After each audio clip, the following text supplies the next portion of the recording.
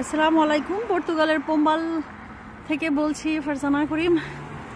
তো আমি খুবই অবাক হয়েছি যে এখানে পাহাড়ের মধ্যে কন্টিনেন্টে, হ্যাঁ এই যে পাহাড়, ওই যে বাড়ি ঘর দূরে দেখা যাচ্ছে, আর এই পাহাড়ের মধ্যে হচ্ছে কন্টিনেন্টে, মানে খুবই অদ্ভুত বিষয়।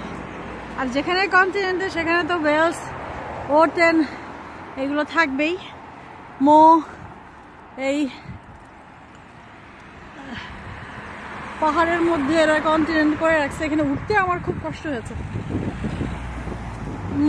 আমি সাধারণত দেখেছি যে কন্টিনেন্টগুলা একদম মানে আরো অনেক শপ থাকে আশেপাশে, একদম সিটির মাঝখানে থাকে, কিন্তু এখানে চারিদিকে দেখেন শুধু পাহাড় আর পাহাড়।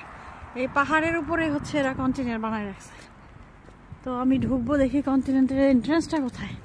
বিশাল বড় কন্টিনেন্টে, এখানে পর্তুগালের সব সিটিতেই কন্টিনেন্টে থাকে। আমার কাছে পোম্বালের কন্টিনেন্টে একটু অদ্ভুত লেগেছে, কারণ এটাতে উঠতে হলে পাহাড়ে উঠতে হবে, পাহাড় ছাড়া উপায় নাই। এই হলো অবস্থা।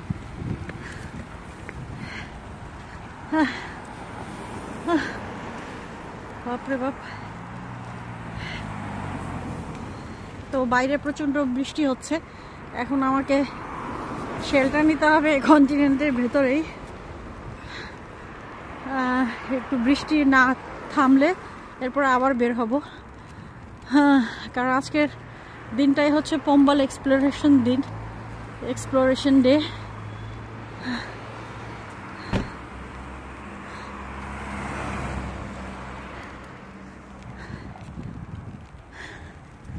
আমি পাহাড়ে উঠে হাঁপিয়ে গেছি।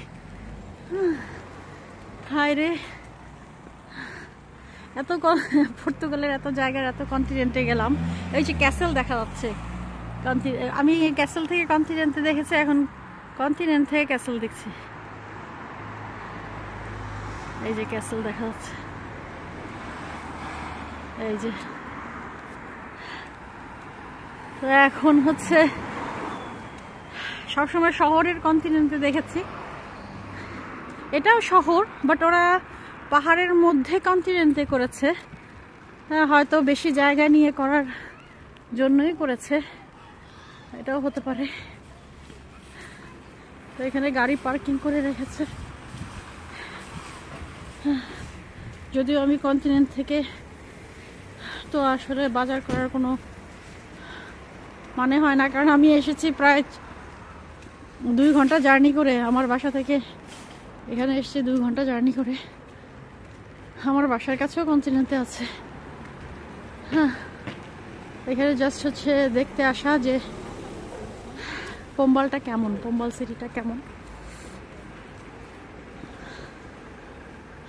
এই হচ্ছে কন্টিনেন্টের ভেতরে ঢুকছি।